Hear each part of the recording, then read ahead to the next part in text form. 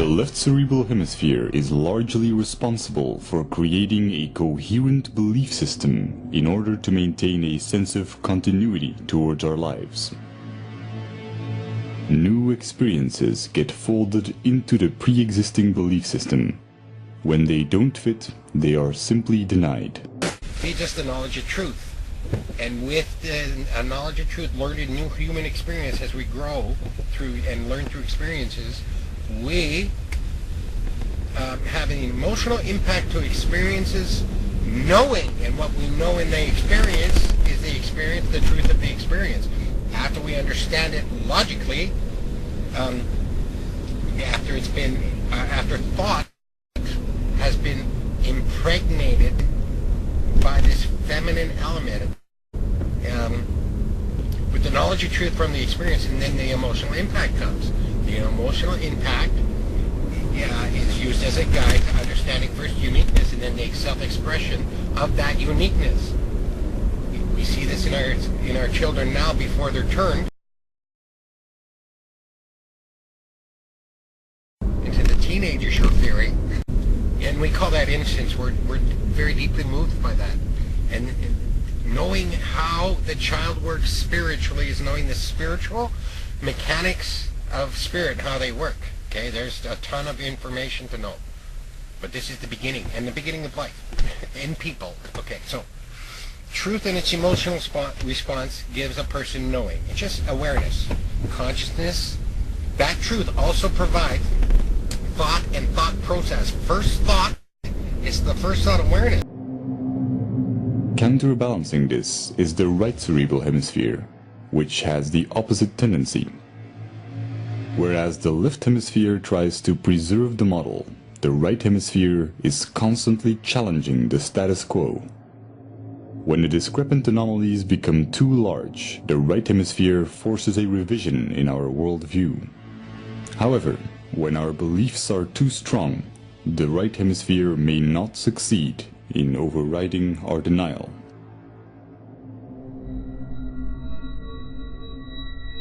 This can create a profound confusion when mirroring others. When the neural connections that physically define our belief system are not strongly developed or active, then our consciousness, the unity of all the separate active circuits at that moment, may consist mainly of activity related to our mirror neurons. Just as when we experience hunger, our consciousness consists mostly of other neural interactions for consuming food. This is not the result of some core self giving commands to different cerebral areas.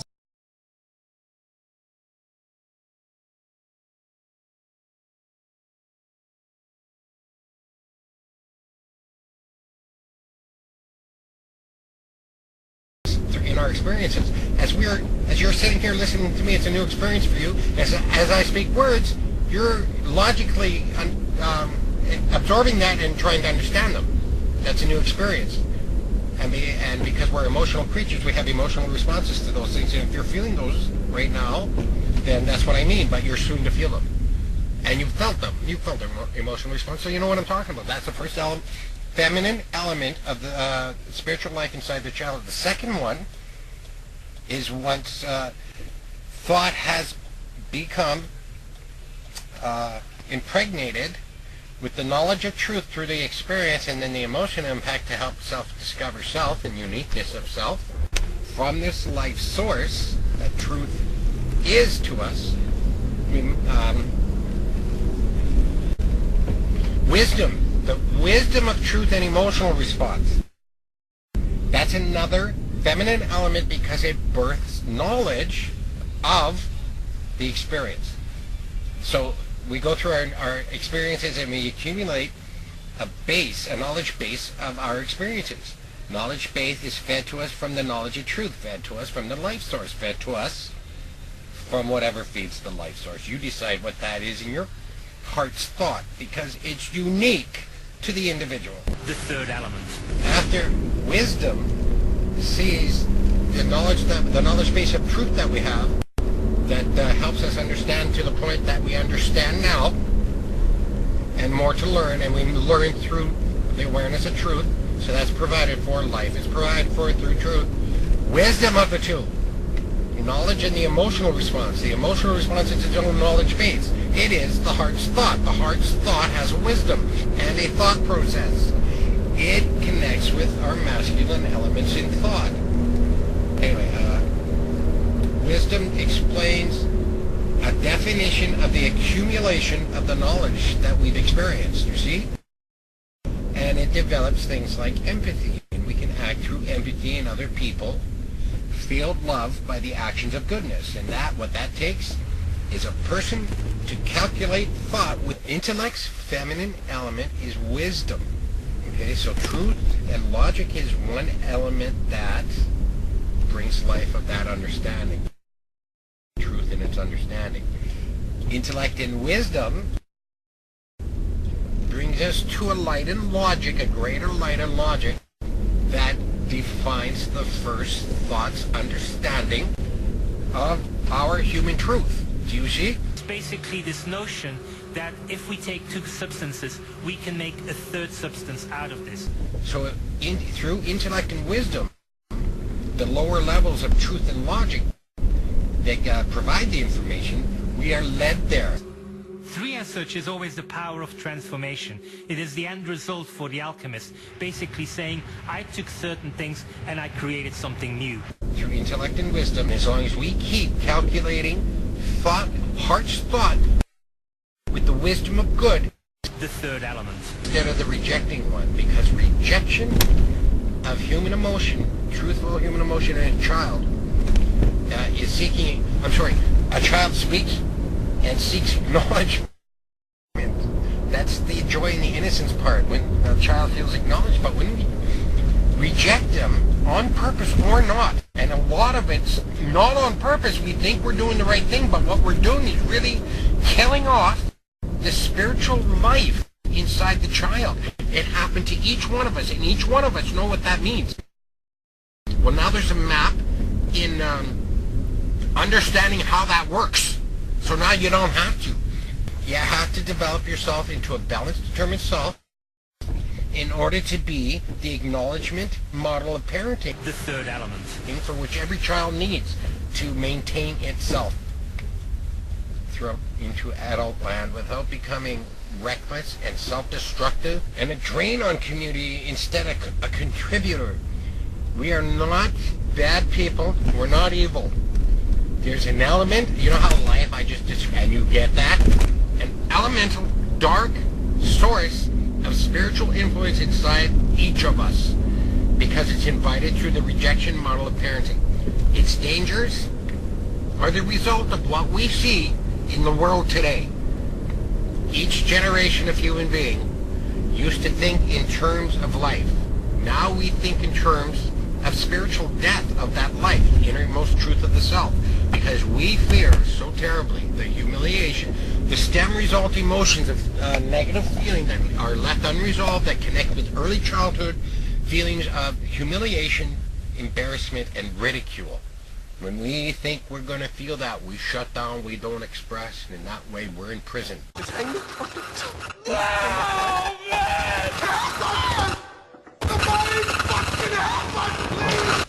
The child becomes imprisoned inside his fear. Fear has, and those are the dark elements of the dark spiritual nature of people. It's fear. Fear has one emotion. It's fear of what, though? Fear of the emotional truth of the self. There's nothing to fear except for that first. How do I say it? Jesus, the entity that was in Jesus 2,000 plus years ago, is here now. He's in a different body. He's not coming to save anybody. To clear him a path, to give you the necessary information that we all need to cleanse our heart's thought process, because we have two wisdoms. One of the good, and the other one, the angry person's wisdom, which calculates itself into many mistress wisdoms, meaning hate, contempt, wanting to hurt people, things like that. That creates a wisdom, and it doesn't come from the wisdom of good. It comes from the angry person's wisdom, in which we acquire in early childhood through the rejection model of being parented.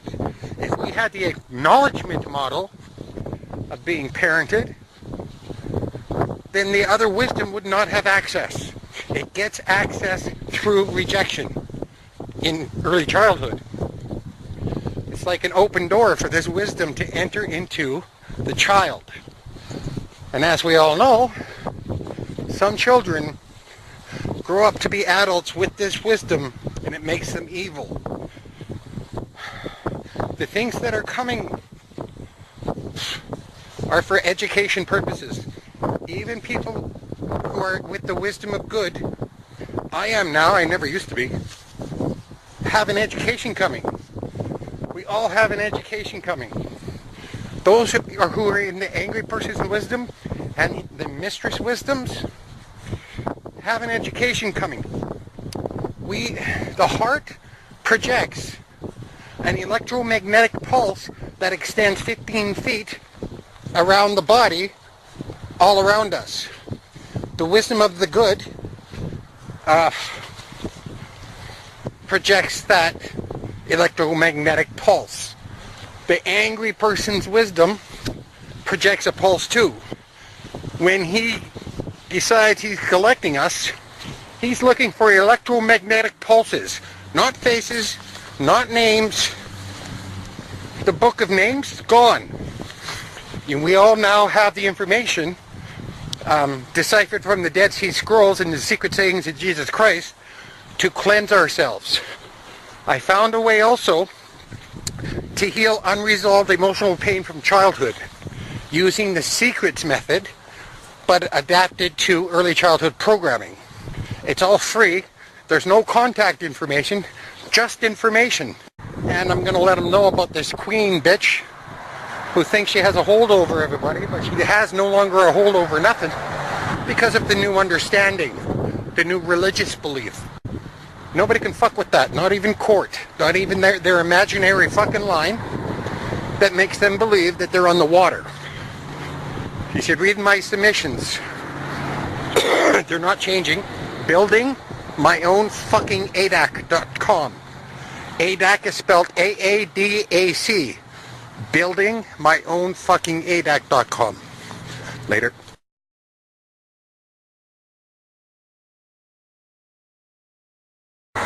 So, the cop came to my door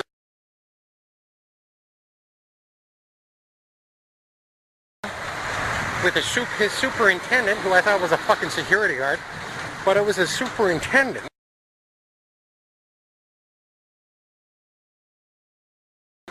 Along with an alderman.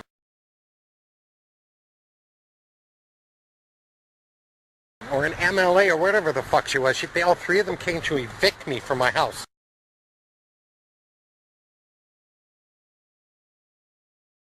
This is the same building where there's drug dealers and pimps and murderers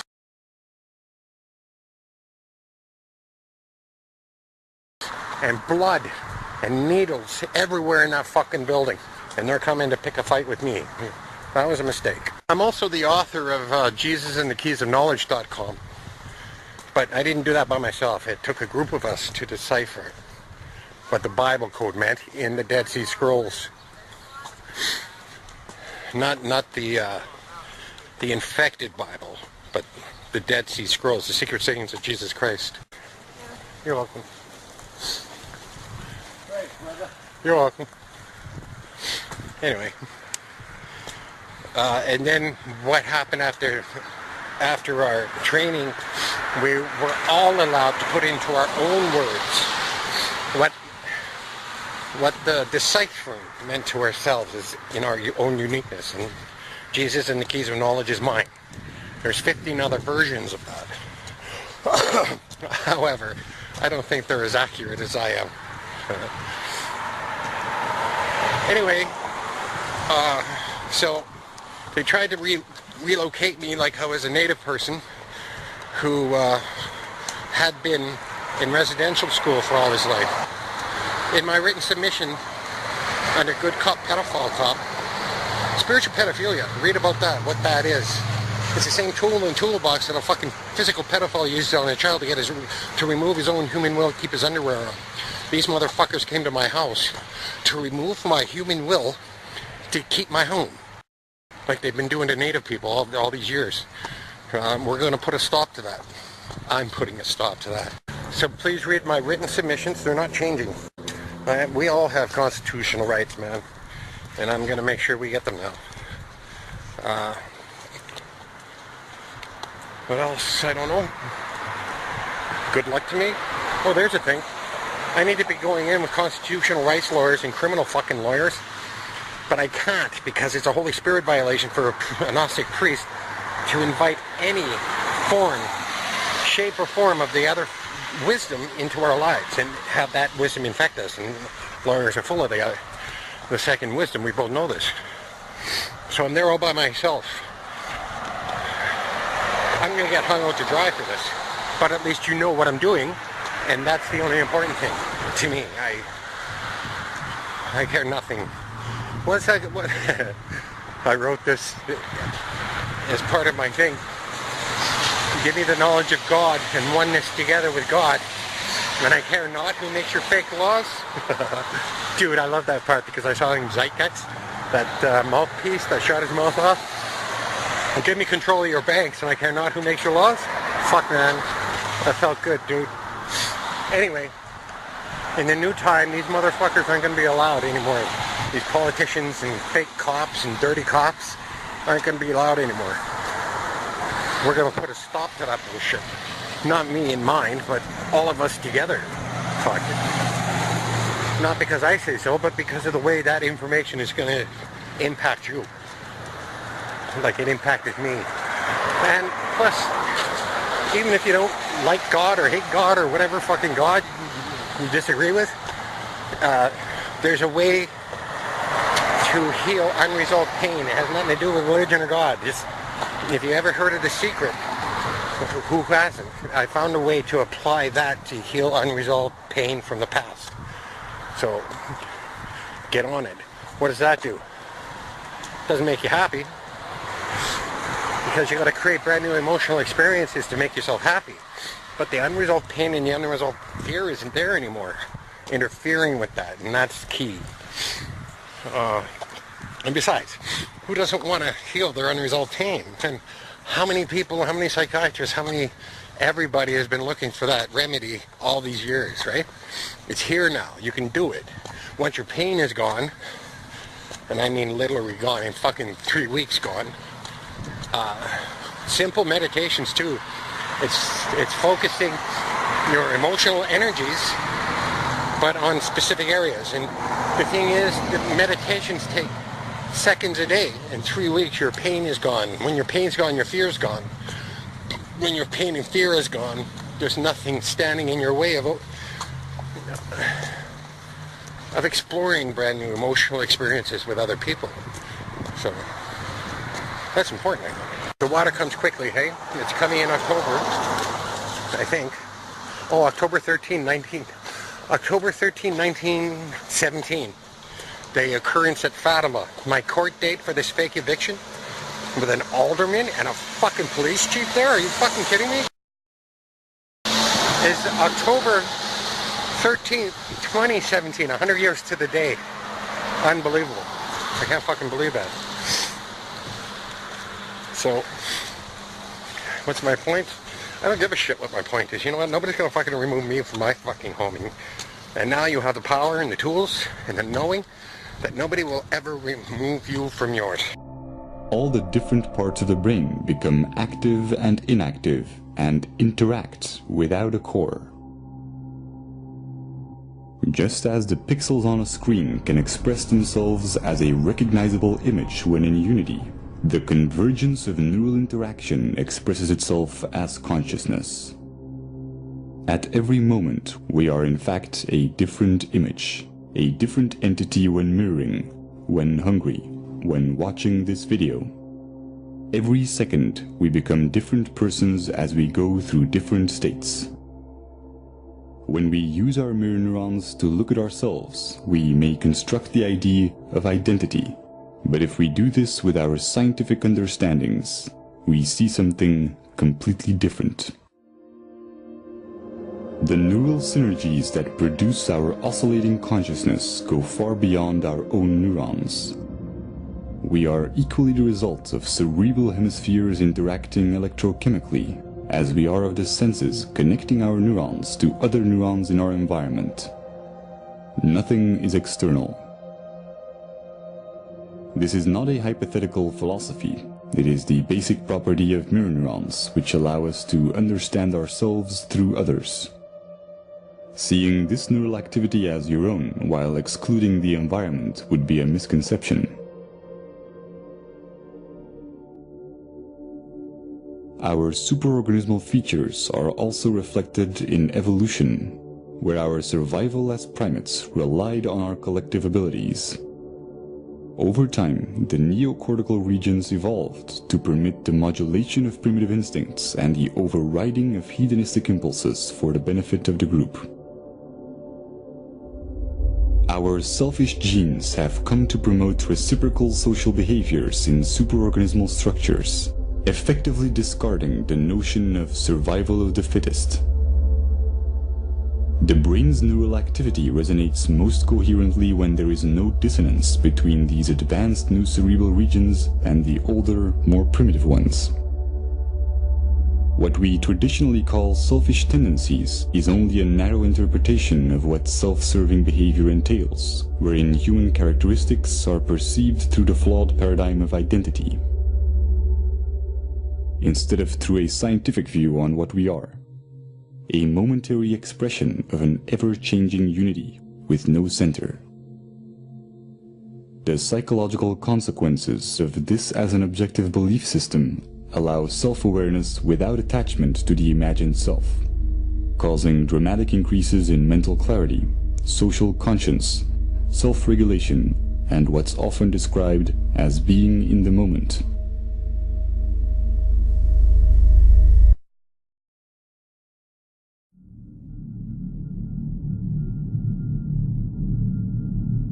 The common cultural belief has mostly been that we need a narrative, a diachronic view on our life to establish moral values. But with our current understandings of the empathic and social nature of the brain, we now know that a purely scientific view with no attachment to our identity or story yields a far more accurate, meaningful, and ethical paradigm than our anecdotal values. This is logical since our traditional tendency to define ourselves as imaginary individualistic constants neurally wires and designs the brain towards dysfunctional cognitive processes, such as compulsive labeling and the psychological need to impose expectations.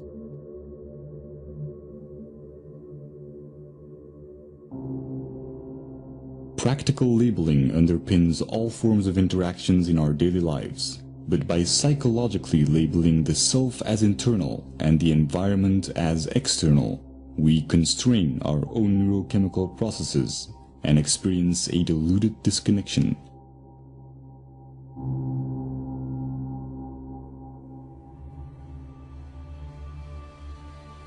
Growth and its evolutionary side effects, such as happiness and fulfillment, are stimulated when we are not being labeled in our interactions.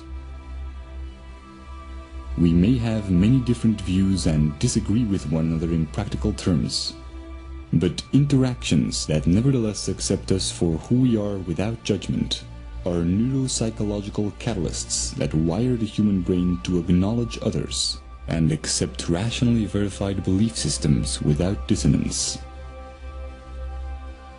Stimulating this type of neural activity and interaction alleviates the need for distraction or entertainment and creates cycles of constructive behavior in our environment. Sociologists have established that phenomena such as obesity and smoking, emotions and ideas spread and ripple through society in much the same way that electric signals of neurons are transferred when their activity is synchronized.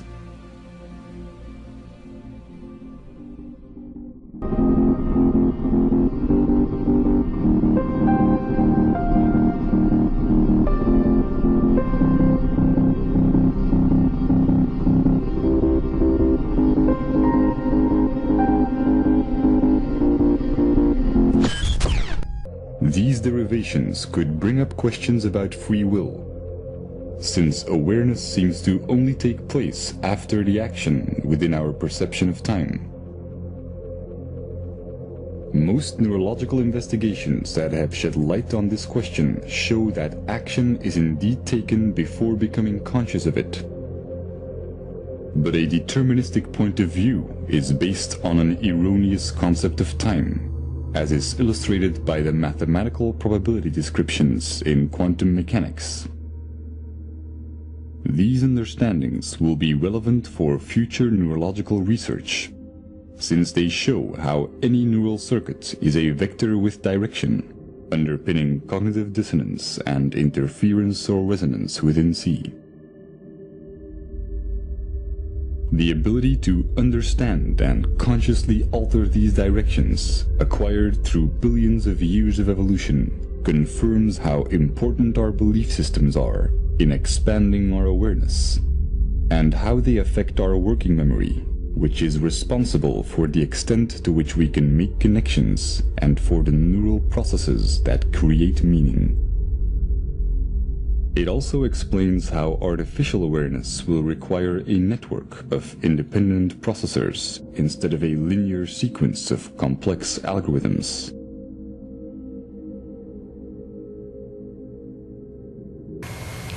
But still, when we can make thought more real than anything else, our brain is designed to do that. The frontal lobe, with its enormous space, is the altar in which we place a thought. And it gives us the permission to hold the thought for an extended period of time, and it lowers the volume to the external stimuli. We lose track of time and space. That's the moment that now we're making thought more real than anything else. Carl Jung discovered that there is a collective unconscious connected to all humans, meaning that the whole of humanity shares a single mind with one another. This is evident in the world through accounts of shared mythology and symbols, the study of morphic fields, and with the science of kinesiology. This collectivity is a global example of the unconscious mind of the human body, in which trillions of cells share a similar signal. This parasite, called our false ego, requires a continuous flow of sustenance to survive. Food, fuel, and any other form of sustenance is energy. Human consciousness is an electromagnetic field of energy.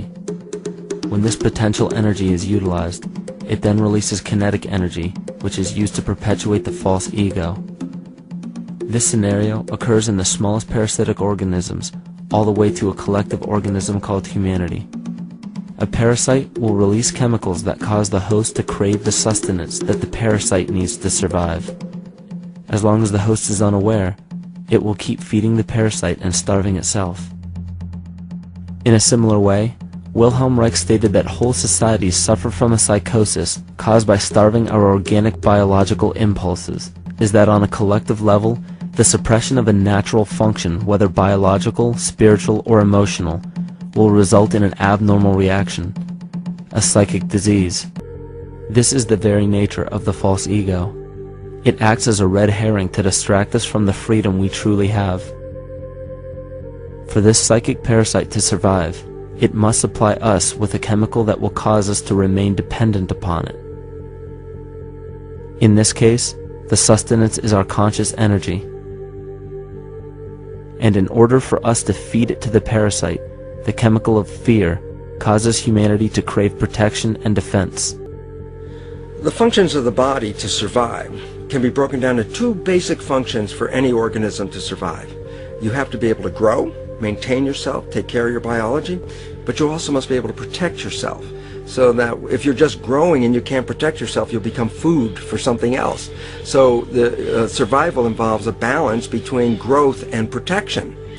Through the history of human civilization and through human evolution, we recognize that our nature is to be in a state of growth, and that our protection is only supposed to be used to, help us out of that threatening moment. You can't be in growth and in protection at the same time. So the significance is, when we see a need of protection, the stress hormones in the body shut off the blood vessels in our viscera or gut, which is the part of the body for growth. Well, the issue is, If you took the blood from the viscera and moved it out to the arms, then you left no blood in the viscera. That means no growth. But you're ready to fight. And when your fighting is finished, then the blood returns back to the viscera and you grow again. But in the world that we live in today, it's 24/7 fear.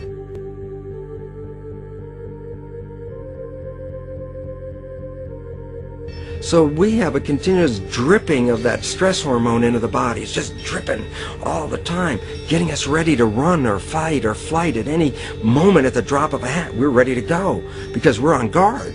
Well, the problem is, what does that mean about your allocation of energy? And it says, we're spending most of our energy in protection. And if the parasite can control the nature of the fear, it can then create a fear among us that only it can defend us against. A recent physical manifestation of so works the same in every individual psyche. Just remember that the false ego has only one desire, to become greater and more powerful than the true self. This illness causes us to believe that we are separate from nature. This is why we see such little stewardship for the earth and the environment. And this is why we see bigotry, racism, sexism, and every other form of discrimination possible that leads to crime, violence, wars, and eventually, the global destruction of the organism.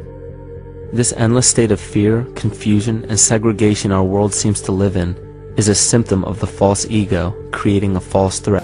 Imagine what our thoughts can do to us. We need chaos in our lives. We crave destruction. We beg for catastrophe. Because if we don't have these things to act as a form of exorcism or a catalyst for us, we start to notice these things in ourselves, and that's what we don't want. You see, we can deal with wars, we can deal with terrorism, we can deal with stock market collapse and economic collapse. We can deal with these things, but once we start to notice this chaos within ourselves, that's what we're really afraid of. We'll take 1,000,000 September 11ths over one moment of true insight towards our self-hate.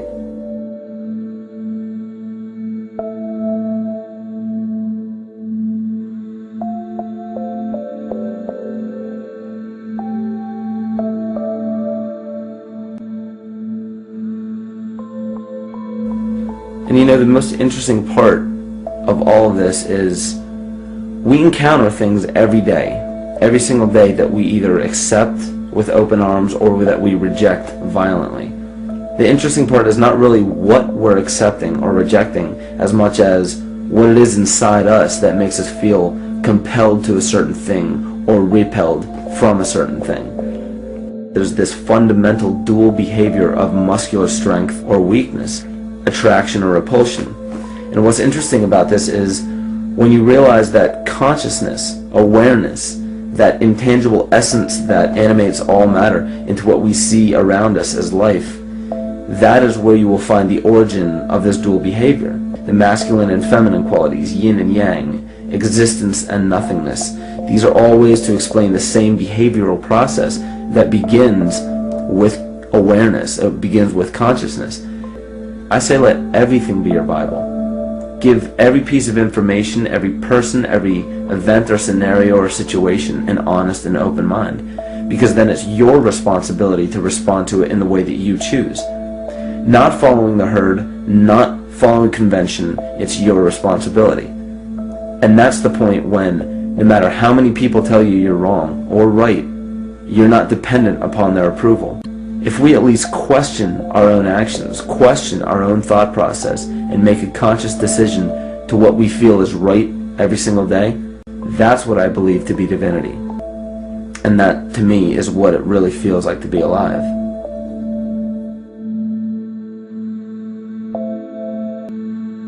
If you bring forth what is within you, what you bring forth will save you. If you do not bring forth what is within you, what you do not bring forth will destroy you. These teachings were commonplace in prehistoric cultures. It wasn't by sheer chance that artistic expression and rituals were the cornerstone of every ancient civilization. Art was used as a personal method to exercise the shadow content of the psyche and introduce it to the conscious mind. This was very literally viewed as psychic therapy. Ritual was based around astrological dates. As we've learned, the study of the stars and planets reflect our own astropsychology. The shamans would perform rituals on astrological dates that would correlate with a circadian rhythm or a psychological cycle. These rituals kept the human participants aware of their inner self and prevented the repression of psychological content. As long as people were facing their inner demons and accepting them as their own, they were not collectively projecting them into the physical world. If you don't see the traps, you have to go through the crap until you see the traps. Because if you don't see it, it's your only teaching machine. It's your only way for you to come to understand something new. So, the universe brings these things to your door. And there is learning in them for you if you are willing to reflect upon them and think beyond the rigid mindset. In this conscious, living universe, there are no laws of nature, just habits. There is nothing external to the universe to enforce a law upon it. The illusion of a fixed law of nature is only the result of there being no need for that habit to be broken. When habits need to be broken to ensure the survival of the organism, we see this event in nature and call it evolution. The collective mind shapes our evolution. And a great example of this is the experiment done by John Cairns in 1988. His team put lactose-intolerant cells in an environment with only lactose for food. Under a law of nature, every one of these lactose-intolerant cells would have died. But surprisingly, they all survived. Every one of them understood the problem that they were facing and replaced the defective lactase enzyme with a functioning one to utilize lactose for food. If a cell has the ability to decide how and when to evolve because it's facing extinction, then anything can. The existing beliefs are that a human body is a biochemical machine controlled by genes, and therefore the behavior, emotions, and character of our biology, our health, our lives, are controlled by genes which we don't control. So this is what we taught people. You're a victim. Genes control your life. You didn't pick them. You can't change them. The genes you end up with program what's going to happen. My experiments on stem cells, which I started in 1967, I'd isolate one stem cell, put it in a petri dish, and then it would divide every 10 hours.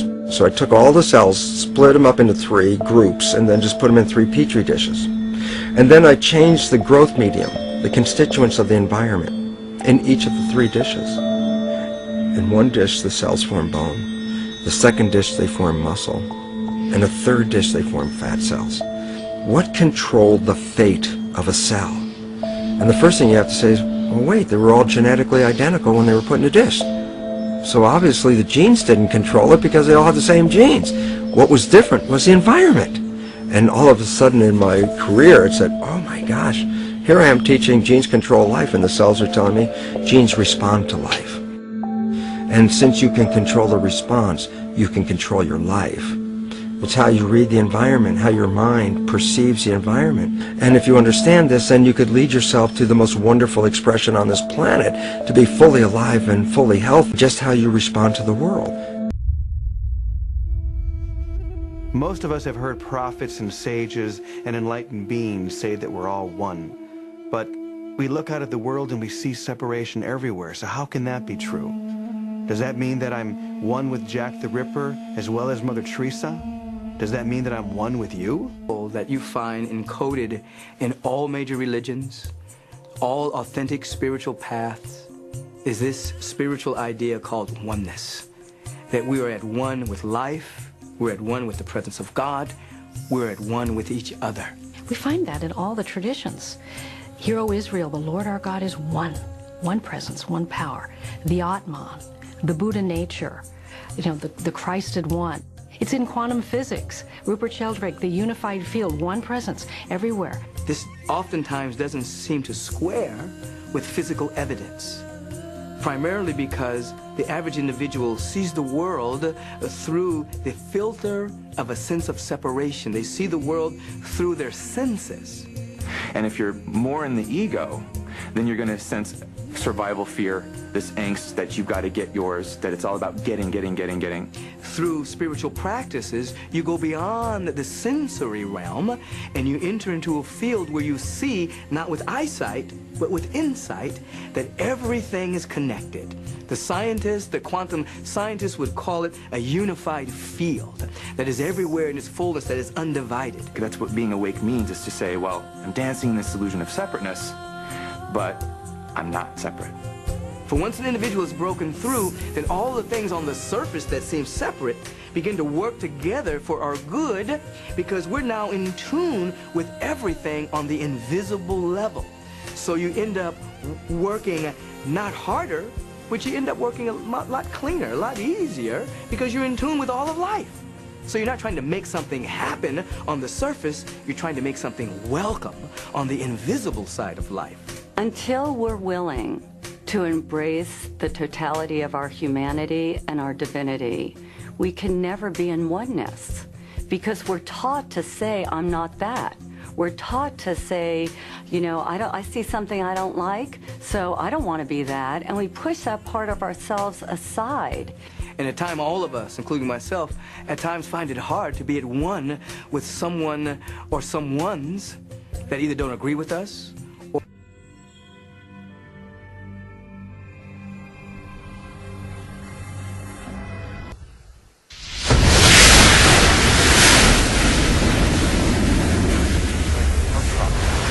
brain is capable of millions of neural nets. Biochemical and emotional response. or that have values that would be totally, we believe to be totally destructive. And when we obey that fear, we say nothing, and in that, and when we don't work through our emotional selves as part of our life source, then we get all jammed up.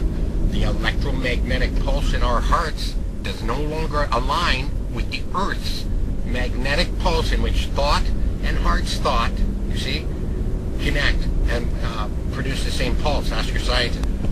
But when we don't self-express like a child does naturally, which we're supposed to maintain throughout our lives, but don't, it's because of the rejection model of parenting.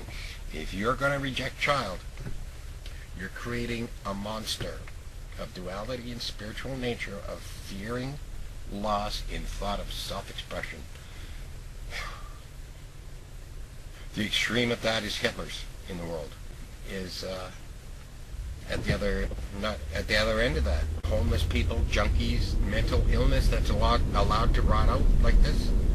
The final masculine element is the human will of the self, the uniqueness of that self, that truth, emotion, and wisdom and intellect tell self that self is. Always the power of transformation. It is the end result for the alchemist. So the first four elements, masculine and feminine elements in human self that birth life, in which we are naturally inclined to rebirth life from that life. The third element. In childhood, are turned by the dark spiritual nature of fear and fearing loss. Truth, movement, gut feeling, intuition. We've been calling, I don't remember anybody ever calling it a life source, but it is. That's what it is. It births knowledge of the third element. That if they can understand God's anatomy, they can learn how his powers work. These ancient drawings reveal that God's body is similar to humans. The top symbolizes God's head, which is the source of will, wisdom, and understanding.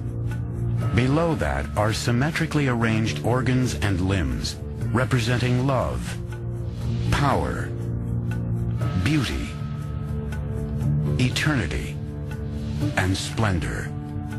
The most unusual part of the diagram contains sensual imagery.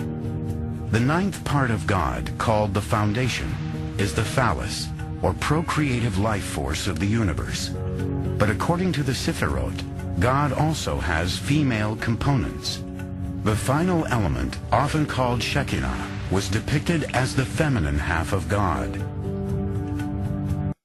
This image challenged the age-old view of a strictly masculine God. Who are we? Where do we come from?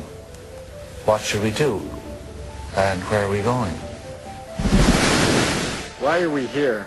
Well, that is the ultimate question, isn't it? To bring about in the human mind the radical revolution. The crisis is a crisis in consciousness. What I mean is that we move out of the area of the brain that has to do with our personality, that has to do with our association to people, our association to places, our association to things and times and events. We don't exist in the associative centers in our brain that reaffirms our identity and reaffirms our personality. That's why very few people make this journey, because it's deeply unsettling. All of the molds that we have lived by have to be broken, and we have to liberate ourselves in this way. And sometimes there's an awkward period between the comfort that we knew before and the real state of comfort when we are the Lord of our being, which follows that interval of chaos. Most people, when they get into the chaos, give up hope and go back to the old, false securities. Man is still as he was. He's still brutal, violent, aggressive, acquisitive, competitive, and he has built a society along these lines, a crisis that cannot anymore accept the old norms. I had the game wrong. The game was to find out what I already was.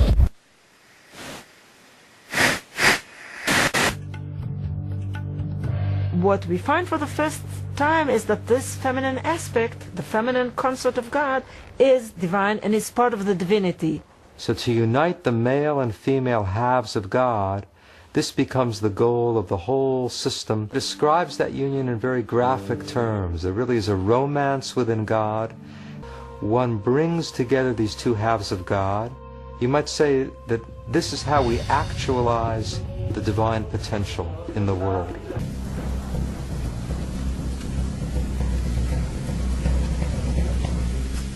One thing I've learned in the last 7 years, in every game and con, there is always an opponent. There is always a victim. But we both know what you are, don't we? You're a man who needs a master. The trick is to know when you're the latter, so you can become the former. Allows us to see things that we would not normally see.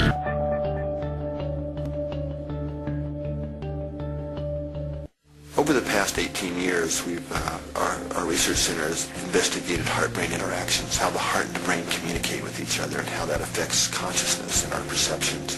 One of the things we identified in our research was the state we now call coherence. And what we found was that when we're feeling positive emotions, like we're really appreciating the sunset, or really feeling love or compassion or care for someone, that the heart beats out a very different message. The heart generates by far the largest rhythmic electromagnetic field produced in the body. And what we've now found is that if we look at the spectrum analysis of the magnetic field radiated by the heart, that emotional information is actually encoded and modulating into those fields. So by learning to shift our emotions, that's changing the information we're encoding into the magnetic fields radiated by the heart, and that can impact those around us. We are fundamentally and deeply interconnected with each other and the planet itself, and what we do individually really does count and matter. In a nutshell, scientists have discovered that the heart does much more than just pump blood throughout the body. The human heart emits an electromagnetic field that surrounds the entire body and extends at least 15 feet in every direction. This field sends signals to every cell in your body, affecting physical, mental, and emotional health and well-being. The heart field also interacts with and is affected by the electromagnetic field of the earth, as well as other people, plants, animals, anything that has electromagnetic qualities, which includes pretty much everything, including space, planets, even stars. Exactly how and to what degree our individual heart fields are affected by the environment is still under investigation. However, it is clear beyond any doubt that this field connects all of us to each other, to the earth, and to space in ways that we don't yet fully understand. We do know that humans that intentionally create heart coherence in their own field have a positive impact upon their own health and well-being. Creating heart coherence also has a positive impact upon those around us. The extent to which creating individual coherence can have an impact on global coherence is being tested right now by the Institute of HeartMath. The electromagnetic human heart field is a powerful source of energy and information that literally tells all the cells in your body what to do. It exists within and is a part of a universal ocean of electromagnetic energy and information which can be accessed by the human mind when it connects to the heart. The information that can be accessed by the mind through the heart is what we call heart intelligence. It includes and transcends the information we gain through 5 physical senses, adding a new dimension to human intelligence that expands human consciousness and empowers the mind. To learn more about heart intelligence, to access tools and resources for creating heart coherence, and to connect your own mind and heart, visit metaphysicsforlife.com. What I began to understand was that this is the great secret that everyone knows except us in the West. Almost any other culture that we go to, from the monasteries in Egypt and Tibet and India and Bolivia and Peru, the indigenous traditions, little villages in the Andes Mountains, they all know that there is this experience that we can have inside of our bodies that affects our world in some way, and our science simply has not allowed for that historically. So it was in going into the monasteries and the nunneries and speaking with the indigenous people, looking at them eye to eye, heart to heart, God to God, and I could say to these people, when you just performed that miracle, when you just performed that miraculous healing, what is it that you did inside of your body to make that happen? And if I didn't understand what they told me, I'd ask them again and again and again through the translators until I understood that they were creating an experience, producing an effect inside of their bodies that my science never told me was possible or existed. And that was the path that led me. I just want to emphasize, science is good. And I believe our science is good and served us well. It simply is incomplete.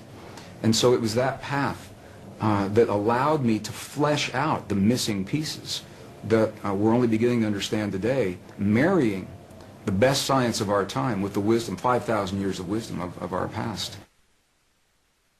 Our hearts are the strongest magnetic field in our bodies, and our hearts are the strongest electrical field in our bodies, much more so than the brain. While the brain does create those kinds of fields, the heart is many times stronger. And what the science now is showing is that when you can change the field that the atom is in, you change the atom. And we're made of those atoms. So when we have feelings in our hearts, we're changing the field that connects the stuff everything is made of, and we literally are altering our physical reality in ways that sound miraculous in Western science. But again, this is the great secret everyone knows except us, because Western science has only arrived at this understanding. You go to these ancient and indigenous traditions and cultures, it's where they begin. They begin with the understanding, sure, everything's connected, and sure, we're part of it. And then they take us one step further, and they say, here, I'll show you. I'll show you how to create the effects in your body so that you can heal your body and you can heal the bodies of others. You can change your self-esteem and your body will mirror that change. It doesn't have to be a long, slow, drawn-out process. It can happen very, very quickly. Scientifically, it appears that this field, the divine matrix, it is a mirror and a bridge between our inner and our outer worlds. And it can only give us what we give it to work with. And the interesting thing is that we have been conditioned to feel the feelings of the things that we don't want in life and that we're afraid of. We wake up in the morning and we see the 6 o'clock news and all the things to be afraid of, and then we go through our day saying, oh, I hope I'm not going to see that today, or I hope it's not around the corner.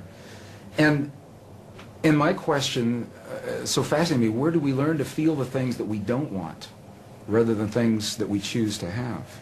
And how would our lives be different if we could cut through all of the static and simply choose in our lives, what we would like each moment of each day, or our relationships, or our abundance, or our careers, or the peace in our families to look like. What would our lives look like if we could do that? And there's very good scientific evidence showing precisely what our lives would look like, because we would very quickly experience everything that we've created. Because we can have the same thought or the same affirmation and imbue it with a different emotion and have completely different feelings and create a different outcome. And this is the great secret that was edited out of our Christian and pre-Christian Judeo-Christian traditions. When 45 books were removed in the 4th century, 20 were taken out completely. Another 25 were condensed and rearranged. And we know this because we found the information now in the Dead Sea Scrolls, the Nag Hammadi Library, the Coptic, the Gnostic texts. I think everyone senses or suspects that there's an untapped potential in the human body. I've been on every continent of the earth, and I've asked every audience I've ever been in, do you feel that that's there? And they say, yes, we feel there's something there, but we just can't quite get it. Why is that? So we have a feeling that there's more to us, but we rely on a written validation in a 5,000-year-old text or a scientific study to tell us that it's true. And this is, I think, the value of going into those texts, is we get to see the words that literally say, in the Gospel of Thomas, the lost Gospel of Thomas, it literally says, when these two become one, when thought and emotion become one, then you'll say to the mountain, move, and the mountain will move. When we see our prayers on the outside, I said, what are you doing on the inside? And this was the man that looked at me. He said, you've never seen our prayers, because a prayer cannot be seen. He said, what you see are the things we do to create the feeling in our body, and the feeling is the prayer, and the feeling is the prayer. And then he turned the question on me, and he said, how do you do this in your culture? Through a translator.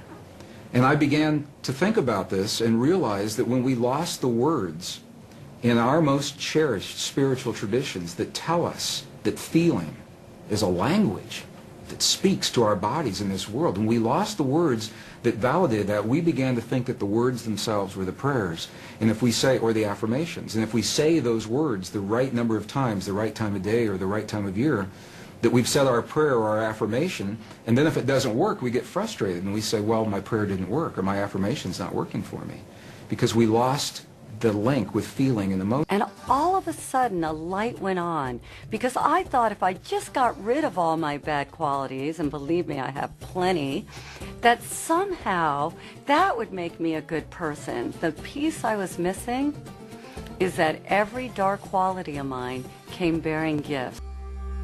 See, if I want to grow and evolve spiritually, I have to take my projection off of them and own and embrace that part of myself. We have to be lovers of ourselves and even seek to love that which our ego or our mental perception would say, you know what, I can't love that. I'm a phony bitch. Now the question is, how am I going to love myself being a phony bitch? Go within and embrace it anyway. And even as I say this, they're probably going to bleep me out, because nobody can bear that they might be a phony bitch. So then they've got to shut me down, and we all have to pretend like we're not that. We all have a wounded part of ourselves. We all have a sick part of ourselves. We all have a twisted part of ourselves. And even though we'd like to fit into the ego's ideal of being a perfect human being, we're not. We're all that there is. And when we can open our hearts and have compassion for the part of us that might murder, we have no idea that if we're capable of that, especially if we're living and watching this film. But maybe in the right or wrong circumstances, we are all capable of anything. The most beautiful, glorious act of greatness, and what we would consider one of the most horrible crimes against humanity. And when we embrace all of ourselves, knowing that we're both human and that we are divine, well, voila, all of a sudden you have a whole human being, and what you feel is oneness. The kingdom of God is unconditional love. The kingdom of God is peace of mind. The kingdom of God is joy in my soul. I said, yeah, let me seek that stuff. And then I don't have to worry about getting anything, being with anybody, doing anything special. Let me go for the unconditional love, first of myself, and then to be able to extend it to everyone else.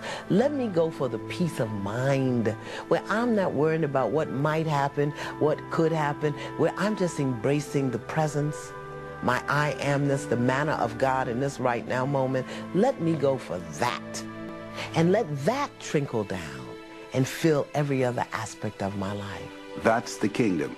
To that degree that we begin to know who we are, that who I am behind my eyes is the same person that you are behind your eyes. And that's the kingdom, and that's the connection that connects all of us. And as we get closer to that, then we begin to manifest the attributes of that in our life and our daily living. So once I really understood what the kingdom was, oh yeah, baby, I want to seek that. The knower that is everywhere present into his heart. But nevertheless, this communication says something. And the communication is this: there is a journey that you are to take. Joseph Campbell would later call that the hero's journey. That there's a journey that is for each one of us to take, that takes us from our local, temporal, egoistic point of view or self to an understanding, a person of destiny, a person of wholeness and completeness. I didn't think he was worthy.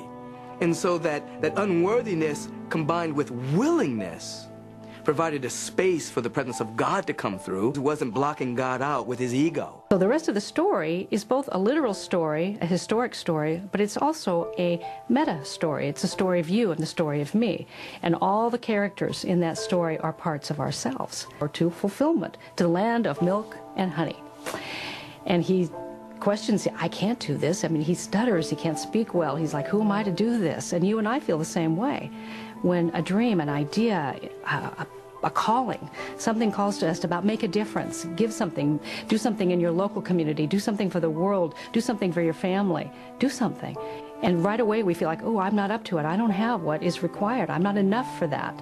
I think everyone has to come to grips with the fact that if there's a destiny within all of us, there's something calling all of us, and we are presently not the person that can deliver that destiny. We grow into it as we say yes to it. There's an old statement that God does not call the qualified, God qualifies the called. So that when we answer that call, then the presence qualifies you. It qualified me. I didn't have all of the skills. I didn't have the resources. I didn't have the money. I didn't have the space. Didn't have anything. But God qualified me through my yes. So people showed up, resources showed up, buildings showed up, individuals who could catch the vision that I was articulating showed up. And then I changed. I grew. So the person that said yes is not the same person sitting here today. The person that's sitting here today saying yes to the next stage of the vision will not be the person that inherits and articulates and manifests that aspect of the vision. We're constantly evolving and growing and unfolding based on our ability and our willingness and our capacity to say, yes, I'm willing, yes. That part of us that says yes to our own destiny, that says yes to our purpose as we discover it. Our intellect is the part of us that's all made an agreement with the kingdom of our lives as we've known it, with everything just as it is, the status quo, the comfort zone. And then there's this part of us that wants to emerge, this part of us that wants to make a difference. And there's a whole argument that goes on internally about, no, I'm not about to make that change. And ultimately, in this story, which is your story and my story, the hero's journey, the trouble builds up, the trouble gets tougher, things get more and more complicated. And oftentimes, people that seem that they're lacking something within themselves, they become great vessels and great vehicles for the power of God to express through, because there's nothing to inhibit the flow from expressing through them. Very often we think we have impediments or limitations, and we don't think God can use us, but God will take your limitation and use you and it to deliver somebody else into a new place and a new way of being. There's actually a way to activate this creative energy through a process that we can practice every day. And the great thing about this process is that it applies to almost every area of our life. And you can remember it with 5 simple words. And guess what the words are? The only thing that changes is what you focus on when you say those words. The first step is to imagine what you want to be, do, or have, and really make sure that it's something that matters. And the second step is to repeat the words, I am that, I am, and allow yourself to expand into that new possibility. So if we want to have a new way of being, we must say it and repeat it time and time and time again. When we repeat things, we encode them in our consciousness. The third step is pretty easy. In fact, you're already doing it. It's to breathe. Controlled breathing centers you, energizes you, and actually amplifies the effect. One way to practice this is to say, I am that, on the out-breath, and then as you breathe in, either think or say the words, I am, like this. I am that. I am. I am that. I am. This simple process takes whatever you're feeling and imagining and projects it out into the world so that you can experience it in your real life. One of the ways I like to support people in doing this is by thinking about the qualities that inspire you, the qualities that you desire. See somebody, maybe you know them or maybe you've read about them, in your awareness. Bring that image of them very close to you, and then just close your eyes and start repeating, I am that, I am. Really allowing yourself to encode that image, that way of being, and those qualities right into yourself. I am the joy I want to experience. I am the peace I want to experience. I am the beauty I want to realize. I am the abundance I want to realize. And through the power of that declaration, through the flow of that kind of energy, it manifests in and as your life. Manifestation of things is not the same thing as manna, the presence of God that supplies your every need. There's some people that are dominated by the ego, and they try to get. They try to use the principles for acquisitiveness, to get things, and they hoard. And inside, they're very poor people. They may have a lot of stuff, but they're just poor people with a lot of stuff. Advanced students understand that it works exactly the opposite, not to try to magnetize something to us, but to try to bring something through us. Many people say, I just don't know who I am. They don't know their soul. They don't know their soul. And it's great. People think they can reach out, get the cars, the jobs, the best relationships, the money. People get that, and more power to them. But they still say to themselves, I still feel empty. What's missing? You forgot about the soul. And that's really what we want. We want the grace and the majesty and the presence of God to so fill us until it's unspeakable. Because if we can speak it and call it something, we'll try to fix it and change it. So we just want to be. And in that beingness, we have the manna, which is the manifestation of the presence of God. Truly embodying the God presence isn't just about being saintly and having this upward connection to the divine that we would call mystical and enlightened, but it also requires that we fully inhabit our bodies and fully be in our sensuality, our sexuality, and really combine and fuse those energies. Love is God, God is love. So you are God, you are love. And when you use that energy of love, God will always say yes. It will manifest exactly what you want. So if you can access that feeling of oneness or the energy of wholeness, what Jesus calls the kingdom of heaven within you, then you can begin to experience that all around you in the world. But if we have an idea that something other than the kingdom of God is something we would seek after, then we will create, because we are so powerful, we will create in our own illusion that which is not of the heaven of which we dream. That is, we'll create our own hell on earth. Moses and the Code never made it to the Holy Land. And since then, Israel has been in constant conflict. Millions have lost their lives due to a misinterpretation of the name of God. And religious factions have been fighting for centuries, ironically, in the name of God.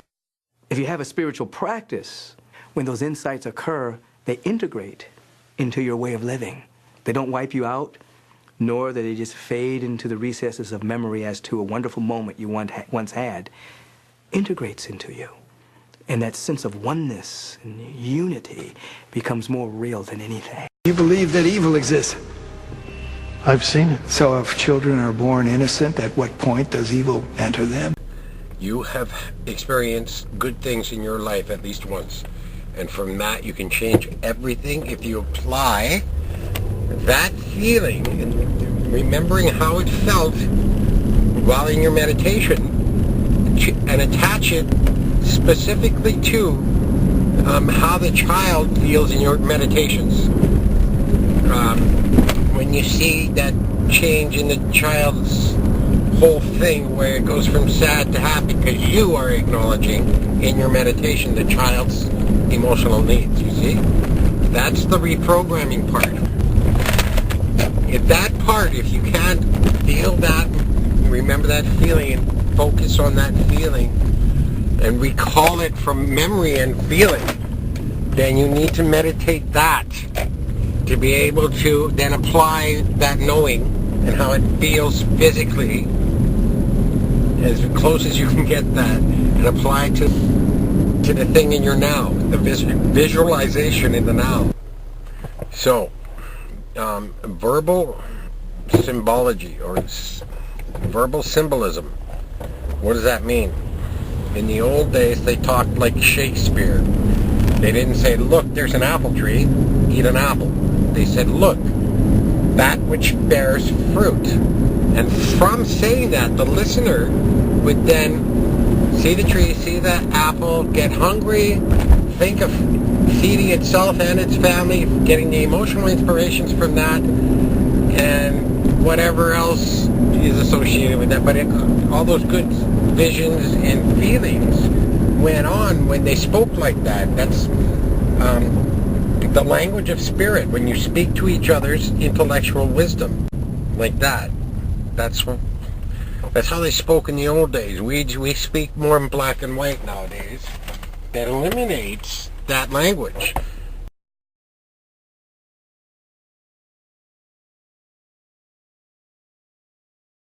And we have to learn how to speak in that language again. But there's a huge thing first. That pain thing, that unresolved pain, has to be removed. And now there's a way to do that, and that's really amazing. And it erases pain. That's the thing. So when God decided to have a son, he did, with the same spiritual elements that he had within himself. And this is the omnipresent God. The omnipresent God had a son, giving him not the same elements in himself, but those elements that will lead him eventually to the light in knowing that allows him to know everything. We know this as our own intellectual wisdom that leads us to the greater knowing and truth, in which we search through our wisdom. Our intellect joins with wisdom, searches through our emotional memories to try and understand the moment in the now. And it's through those emotional memories, that emotional knowledge base of self, that everything is understood. People who try to understand things cognitively by excluding the emotional part are spiritually dead inside, because it takes the acknowledgement of human emotion to feel alive spiritually. We need to get into grade 2, but all we need to do is learn ourselves again. And then we're invited. Self-worth meditation. Imagine yourself walking along the path. It's a beautiful day, you're happy, and you come across a child who looks sad, lonely, depressed, and hurting. You're happy, and you're walking along, and you ask the child, what's the matter? The child will look at you and start explaining to you the things that are wrong. What's hurting the child? Accept this. Allow it. When after the child self-expresses, then say to the child, that must be difficult for you, or that must be really hard, and I'll hold you. And imagine yourself holding this child until it feels better. And that you tell it you'll protect it. Nobody will get to it. And you're doing this in your imagined thought, in your meditation. This is self-healing meditation. Hold it for a while. When the child feels comfort, tickle it a little bit. Get a reaction like that out of them. Start laughing in your imagined thought, and allow that feeling to possess your heart. Because what possesses it now is not good, and that's what we're doing. We're reprogramming the heart's thought of self. And this is the way in to do that, to completely eliminate and erase unresolved pain. When unresolved pain is gone, there's no angry person's wisdom. There's no lust. There's no fear. There's no fear of loss. It's just willing to self-express. Anyway, tickle the kid a little bit, make it laugh, have fun with it in your imagined thought, and then it's over.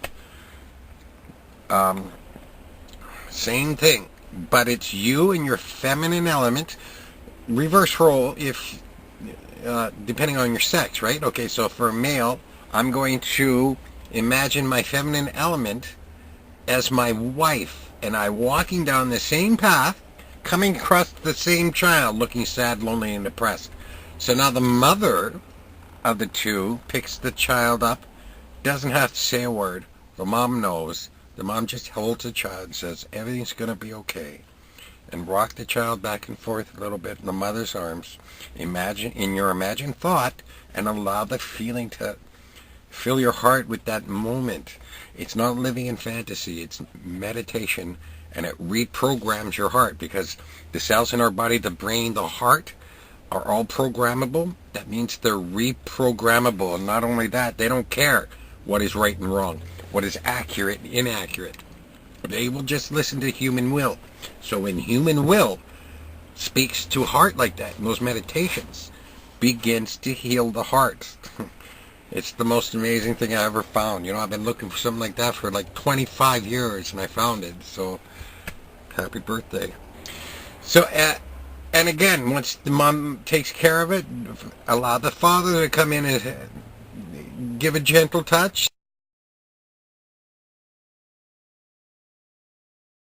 And tell the child, look, nobody's going to bother you anymore. Nobody's going to hurt you, because the dad is there protecting both of you, mother and child. And allow that feeling of absolute pride and safety, and there's no more fear now because you got the big guy protecting you. So, and when the child feels better in your heart's thought of the meditation, then it's over. Letting the person off the hook versus forgiveness. Forgiveness, as if I haven't met anybody who was able to forgive the pain that others have caused that person. Me included, I don't know. You know what I did do, though? I did let the people who hurt me off the hook. I told them, look, you're off the hook for any pain you caused me. I'm not forgiving you because I'm not forgiving you. That's it. If I can, I can. If I can't, I can't. I don't care if I can or can't. I'm not forgiving you because that's just real for me. I don't know how it is for you and how you do things, but I don't forgive. But I can let go. I mean, let the person off the hook for the harm they've caused. So what does that do? It separates me from blaming that person, and that separates me from that hurt associated with that person. Now the pain is mine. Now I got to deal with it. And no longer blaming, because blaming, I swear to God, is an infection on the infection. Meaning you're already infected with dark spirit. We all are. We're all infected with dark spiritual stuff inside of us that makes us go stupid and hurtful and evil. But blaming and justification, things like that, that's another infection that keeps the open wound open and oozing. So now we're not calculating our heart's thought that, oh, well, this fucking guy did that, that person did this, I'm going to go get... That kind of thing, that kind of darkness in your... is not there for you to do something. It's there to distract you and confuse you and keep you away from calculating heart's thought with the good. Like meditation, that's occupying your mind and heart's thought. So is being angry at someone. It's occupying your mind and heart's thought. What you want in your moment inside your heart's thought is up to you. If you allow the anger, if you allow the hurt, if you allow the blaming, the justification for your own darkness, what happens in reality is this darkness is being processed inside both cognitive thought process and heart's thought process. They're two at first, but become one when self, if human will, self-expresses and wants to. But remains separated when we're confused like that, and that's the goal of the evil spirit influence, just to keep it separated. It doesn't want to convince us of nothing, doesn't want to get us to do anything. Just wants us separated, so we're not then, therefore, being with the thought of God, the thought of truth and movement, the real word of truth. I'm sorry, the real word of God is what silence speaks to us. There's written word, it's what silence speaks to self. That's exactly what's in the keys of knowledge from Jesus. It's nothing else. Depending on an outside anything as your God or God worship, anything, it doesn't matter what it is, and there's so many things. But it's all fake. There's no such thing as a God outside yourself. There's just intelligent animals. That's it. We're intelligent animals, along with the intelligent animal who's hacking the living computer. It's not a god, it's just smart beings. Just like when we evolved. You know how we got smarter from the 1900s and now we're like geniuses? I forgot my point. Oh, we're still not gods, but to them back then, we're smarter than them, right? So in that sense, we appear to be something that we're not, but just more intelligent. That's what this guy has done. That's what this intelligent animal has done. Intercepted humanity. Using the feedback formula, it's a mechanical way to learn how to express yourself. And once you've learned the process and have internalized it, you do that. You then reinterpret that through your own uniqueness. So, the feedback formula helps a person understand what they're feeling and helps them then self-express. That's a part of the apprenticeship. We have to relearn that because we don't do that anymore. We deny, justify. Anyway, so learning that process reprograms self to look inward to see what's there to then speak in words. So, because what we do now, we look inward to see what's there and bury it because we're afraid of rejection from each other. So fuck rejection from each other and just say it. Find a spiritual friend to say this with.